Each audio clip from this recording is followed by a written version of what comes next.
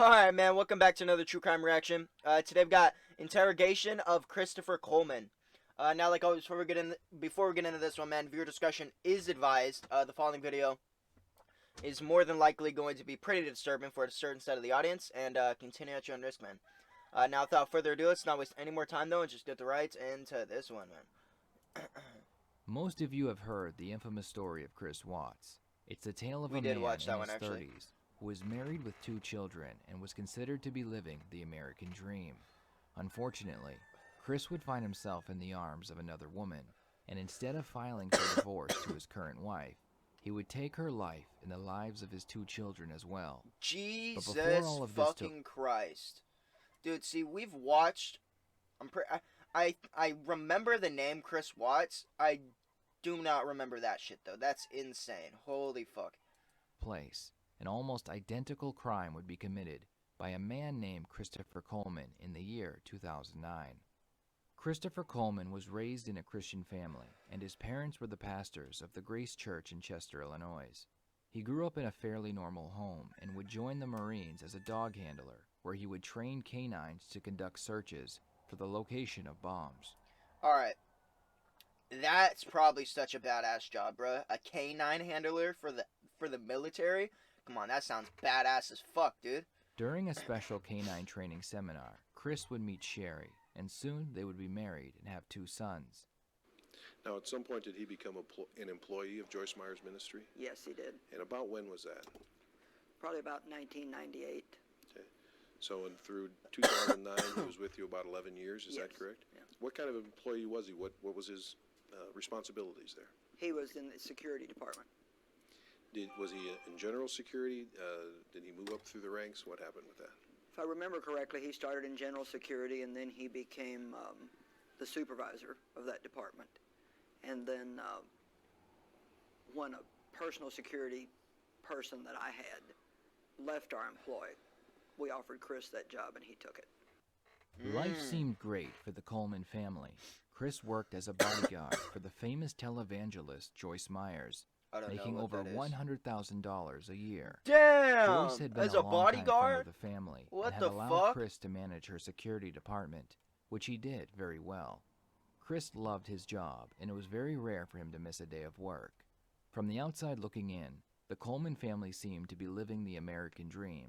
But soon, Chris would meet a woman named Tara, and his life would be changed forever. God fucking damn it, Did man. he do during the conferences? This shit's already pissing me off a little bit, man. Just made sure that everything was safe for me in the crowds, when people wanted to talk to me, that it was okay, that was somebody that was okay, that we have pretty large crowds. And so it was mainly just for our safety and to make sure that everything went right. Televangelists like Joyce Myers will spread the teachings of the Bible to the world, and there are people who do not agree with what they hear and become very offended. Sometimes, a televangelist will receive threatening phone calls or emails from these same people who do not agree with what they are doing. Chris... Bro, Jesus Christ. Imagine reaching out to someone you're like, I don't agree with the message. Everybody, like, bro, go mind your own business. Shut up. would tell police and family members that he received similar threats from email messages. These emails would say things like, "Tell Joyce to stop preaching or your family will die, and I will kill them in their sleep." Jesus Chris Christ. received multiple emails and even one handwritten letter in his mailbox that all carried these threats. The police took these threats seriously, and after Chris filed a police report, they would add extra patrol cars near the Coleman home. It wasn't long after Chris filed the police report that his wife and 2 children would be found dead. Did you ever become aware of any threats that this defendant said he had received against himself or his family? Yes, he told me about some. The defendant personally told you that? Yes. What did he tell you? What threats did he report? He told me that he had gotten an email threatening his family if he did not stop working for me. And then he told me that somebody started putting these threats in his mailbox, at which point I think he became more concerned about them, since that meant somebody knew where he lived. He told me that they had taken exactly the information to the police. And you know what, for right now, I'm just going to have a seat there. This audio is egregious. Holy fuck. Here's another water if you need it. Okay. Dude, it's so much audio in the left ear and none in the right. I don't know why. I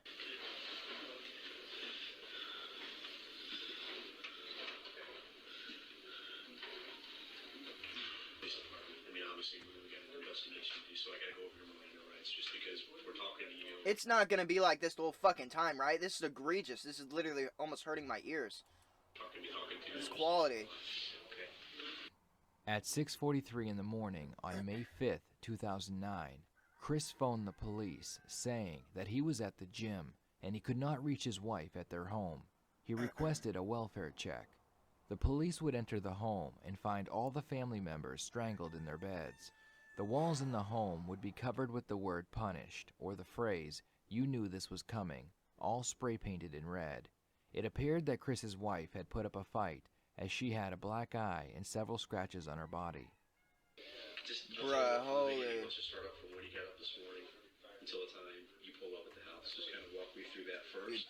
And then we'll This audio is terrible. This audio is so fucking dog shit. It's really pissing me off that it's only coming through one side. Like, how are you only gonna have like that? This. I'm sorry. This is just. I can't get over it. It's bugging me. talk about some different things as far as the emails. Oh, I can only hear through the left side. This is so dumb. Well, I set my alarm clock for 5:30, and I used my phone for my alarm clock. And got up at 5:30, went in the bathroom, put these clothes here on, and drove off. I got to where I was at, but I called Sherry to wake her up, get her going, and she didn't answer, of course. And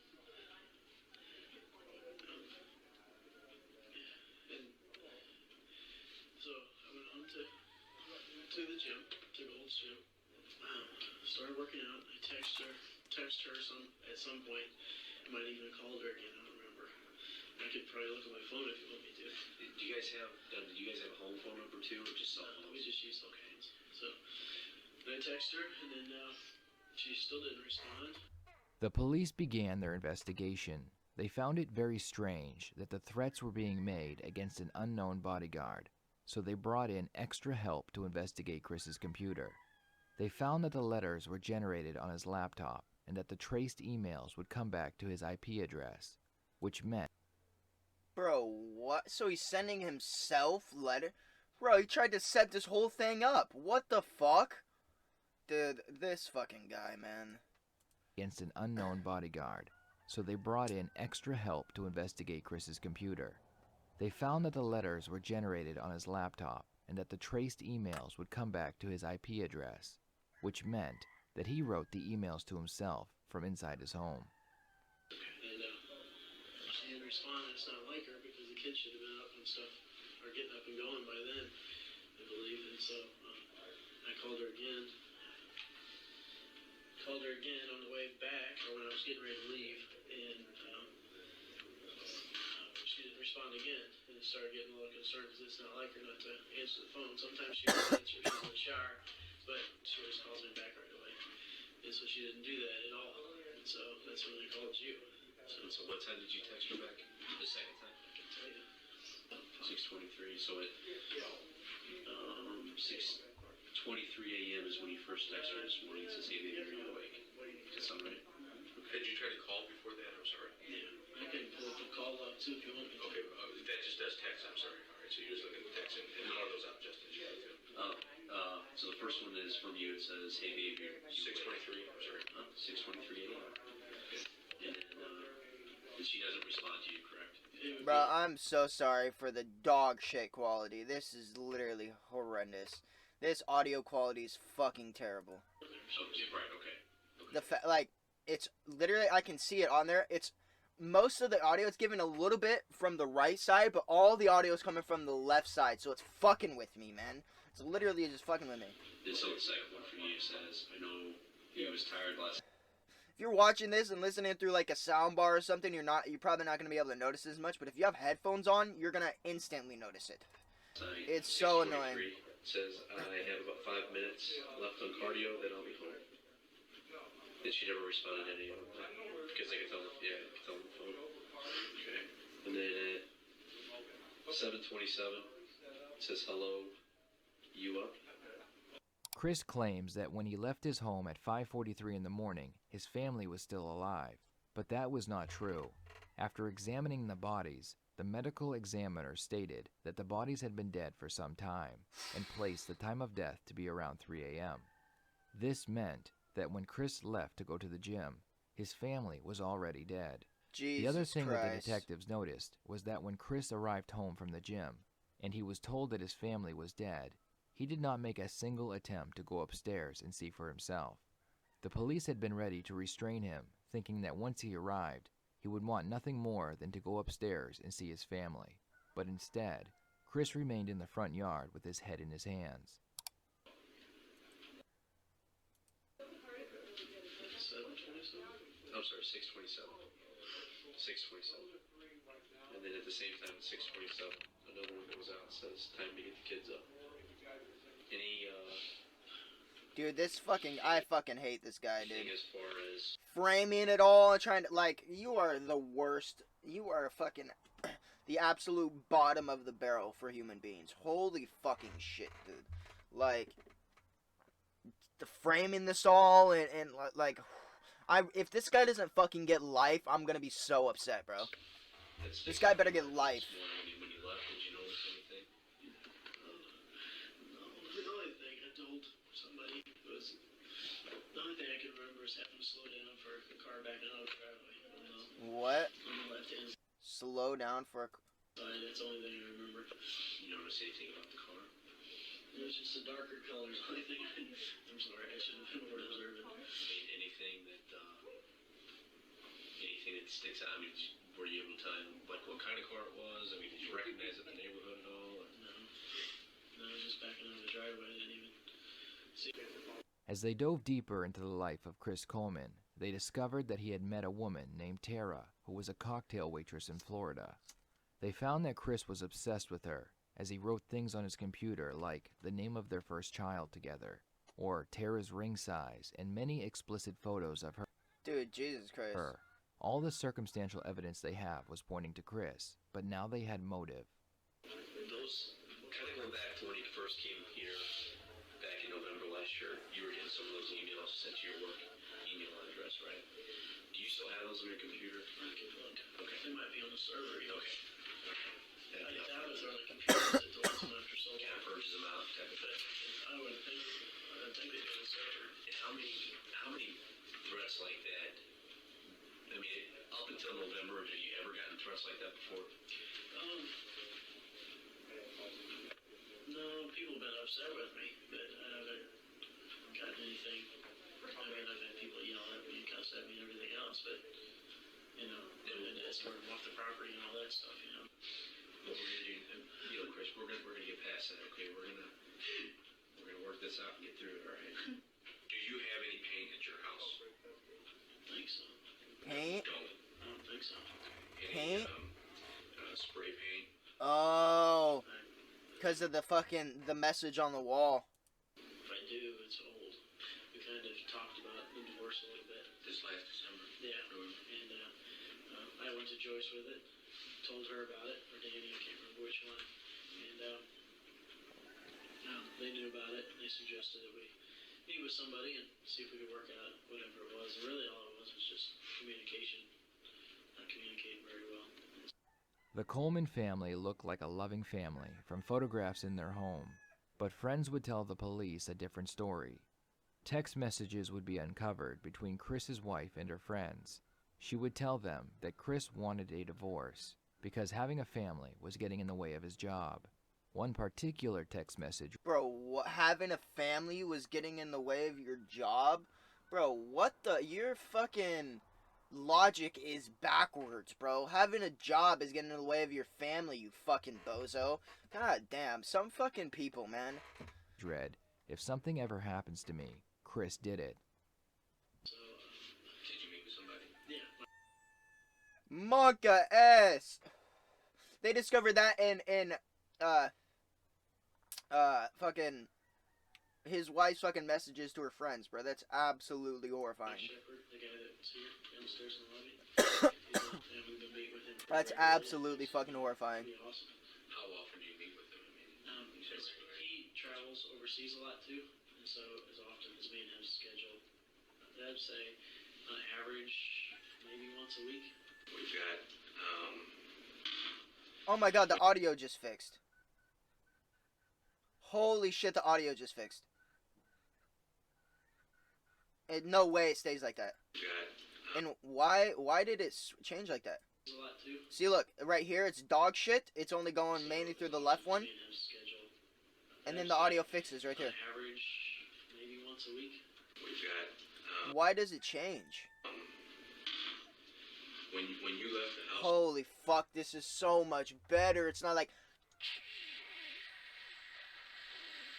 constantly in my fucking ear. this morning, was your wife alive? Oh yeah. What would you say if I told you that I don't think she was? I don't know. I don't know what to tell you. I mean, I think she was. She was. Okay. She was laying right beside me. And I'm not doubting that. I'm not doubting that you were there, and I'm not doubting that you care. But I am doubting that she was alive when you left this morning. Similar to Chris Watts, Christopher Coleman is a terrible liar and Yeah. does not do well under pressure. The Yeah, I mean, detectives you could waste tell. no time accusing him of the crime because all the evidence they have leads directly to Chris. They would even find a red spray paint can and a pair of gloves on the side of the road between Chris's house and the gym he went to that morning. What we have are different ways to tell how long a person Got his ass. has been deceased. It was done. And what do you think that showed? I don't know. I guess the time frame when I was gone. Dude. No, you guessed wrong. Chris, we need to get this resolved. Okay? That you can't argue with physical evidence. I'm not trying to argue with it. All right. I don't. What I'm telling you is there is no other explanation. There's no Oh other reason my god. that the information Huge we pops. have Oh, huge would pops. support Oh my what you're god. telling us. That it can't. It can't. You've told us a story and we've gone over it numerous times. You know what? We walk out to Justin. Maybe we missed this. Let's go in and talk to him about this and just make sure that we're not missing something. Let's give him every opportunity to tell us Damn. exactly what happened. They're giving him all the and opportunities and they maybe we're still, missing something. So they're still fucking, I mean, let's be real. He's kind of, the detective's kind of just like talking, like almost hoping that it's not true, right? That this guy didn't commit this fucking egregious fucking act, but Jesus Christ. that's why we go out and we come back in, and we go out and we come back in. I did have to use the restroom, that was legitimate, but we go out and we come back in.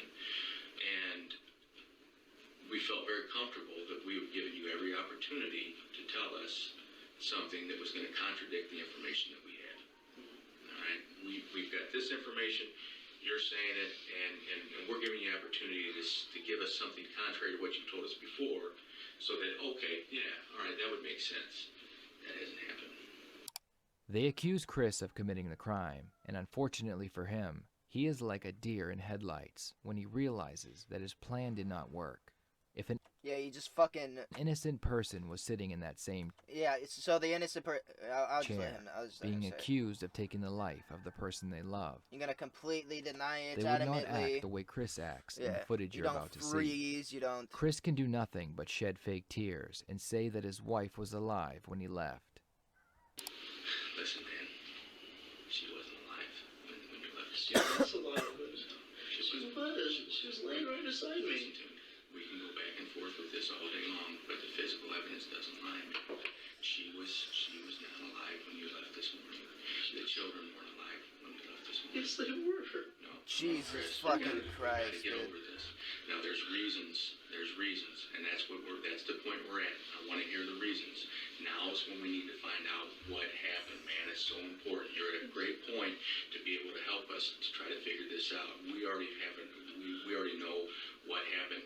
We need to know why it happened. Yeah, they already know what, they know I why, don't know what to yeah. tell you. Listen, no, Jesus you do know what Christ, to dude. tell us. No, I don't. Come on, Chris.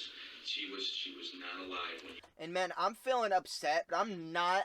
Let me just be 100% clear. I feel no fucking remorse. I don't feel upset for this guy. I don't, nothing for this guy at all. I'm thinking about those two children, right, that didn't get to experience that life they fucking should have had, man.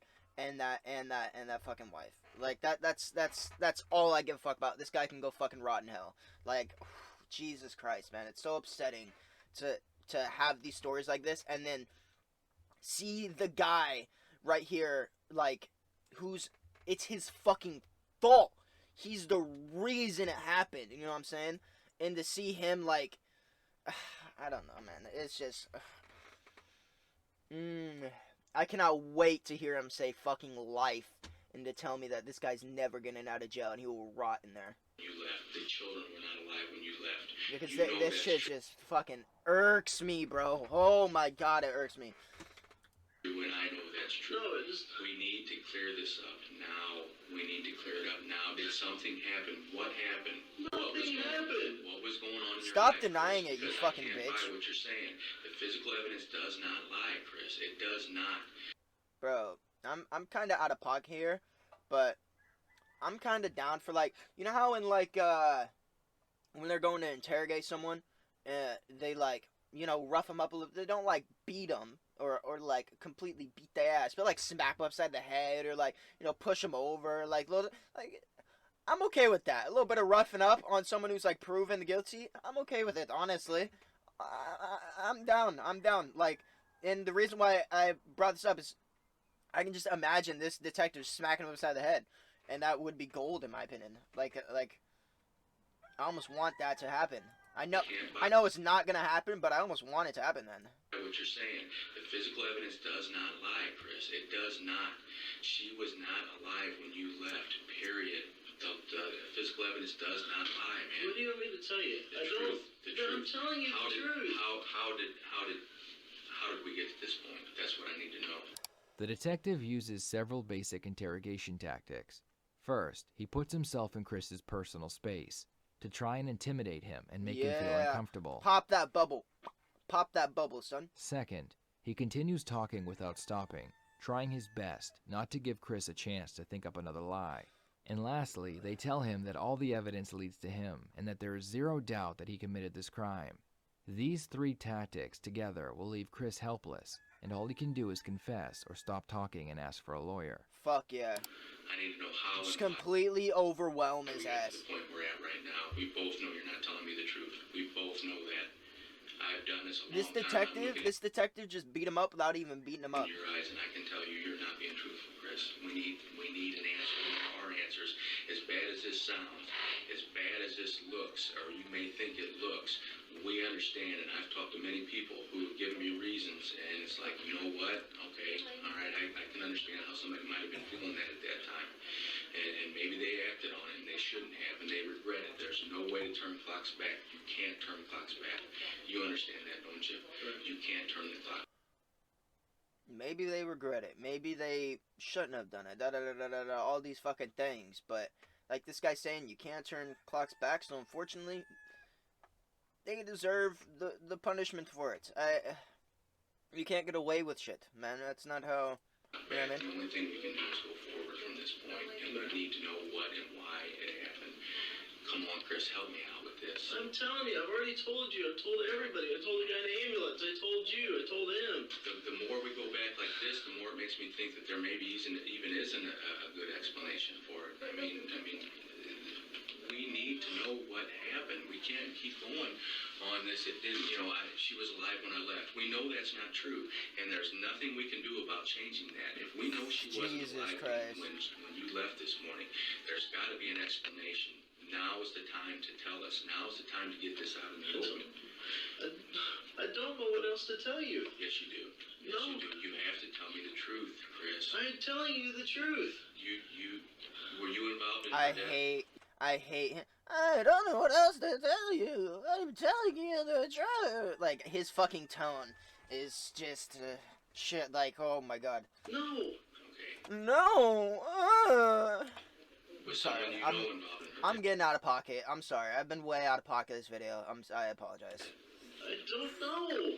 Did you This shit just irks me, know? man. It Did just you 100% talk to irks me. anybody about arranging her death? No, absolutely not. The interrogation ends without a confession.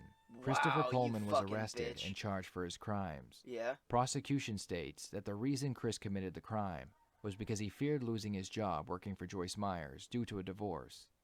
Chris claims that a mystery man hacked his... Lose your job because of a divorce? Can that fucking happen? Like, that honestly seems really irrational. How can they fire you for something that happens outside of work? That's, like, obviously you break a fucking law or you do, like, an egregious thing or, like, something like that, then I can almost kind of understand it, right? Well, especially if you break a law, I understand that. But, like, an egregious act or something almost, but, like, I don't know. I feel like it's not, like, I don't think they can fire you because you're getting a divorce. That seems really irrational, in my opinion.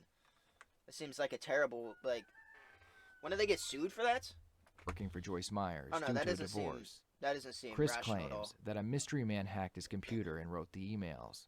But in the end, Man. the jury found him guilty. Good. Chris received 3 life sentences without Good. the possibility of parole. To this day, he claims he is innocent, and he was No, even you are interviewed while not. he was in prison. Oh, okay. Yeah, actually my relationship with my wife at the time of the murders was actually good. You know, it hurts me to say that I did, like so many other men do, fall into a different relationship and made some wrong choices with all of that. I had 2 laptops.